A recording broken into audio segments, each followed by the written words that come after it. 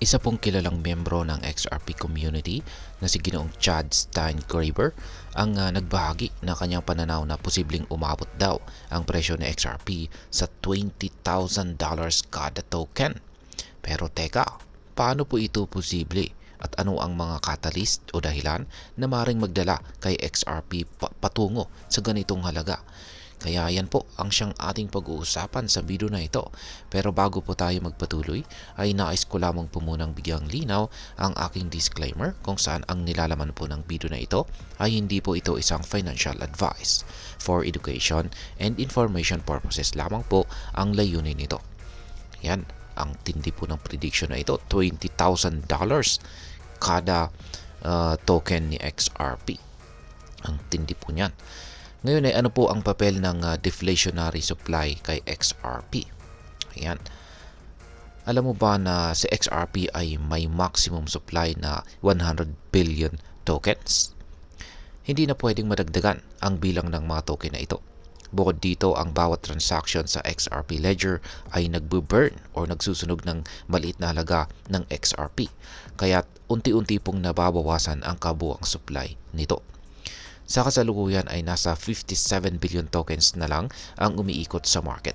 At ayon po kay Ginoong Steingraber, ilan dito ang permanenteng nawala dahil sa mga nawalang access sa wallets.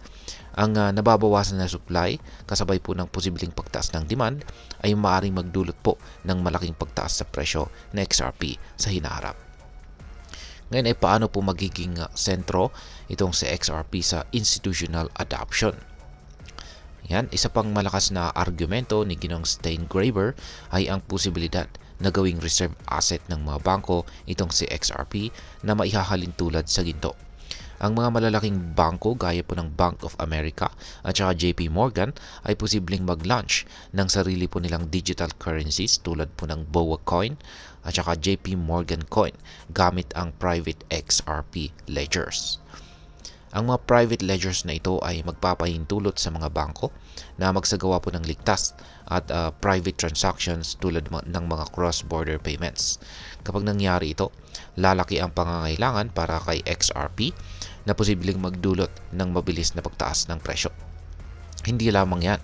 Ayon po kay Ginoong Steingraber, ang mga institutional liquidity providers ang maging mag-intermediate o magiging tagapamagitan sa mga transaction sa pagitan po ng mga bangko. Ang ILPs or International Liquidity Providers na ito ay magtatago ng malaking amount ng XRP at bank-issued digital coins para masigurado ang maayos at saka seamless na palitan. Halimbawa, kung kailangan na magpadala ng pondo ang Bank of America papunta sa JP Morgan, XRP ang magsisilbing intermediary currency. Ngayon, possible ba ang supply shock kay XRP? Ayan, isa pang kontrobersyal na ideya na ipinakita ni Ginoong Steingraber ay ang posibilidad ng supply shock kay XRP. Ngayon, paano nga ba ito mangyayari? Ayon po sa kanya ay maaaring magkaroon ng digital arms race sa pagitan po ng mga bangko at ILPs para makakuha ng XRP. Kapag nangyari po ito, mabilis na mauubos ang publicly available na XRP tokens sa mga exchanges. Kung mapupunta po sa mga institution ang malaking bahagi ng XRP supply, ang retail investors tulad natin ay maaaring ma-left out sa biglaang pagtaas ng presyo. Halimbawa, ang supply po ni Bitcoin ay limitado sa 21 million tokens, kaya naman nagiging mataas ang halaga nito. Ganito rin ang posibleng mangyari kay XRP, lalo na kung lumit pa ang circulating supply nito. Ngayon ay ano naman po ang impluensya ng global financial system sa presyo ni XRP? Sabi po ni Ginoong Steingraber, ang laki po ng global system, financial global system ay maaaring magbigay ng malaking demand para kay XRP. Isipin mo, ang total US dollar money supply ay tinatayang nasa $40 trillion. Dagdagan pa ito ng global banking sector at saka derivatives market. Makikita mo kung gaano po kalaki ang potensyal na demand para sa isang crypto asset tulad ng XRP.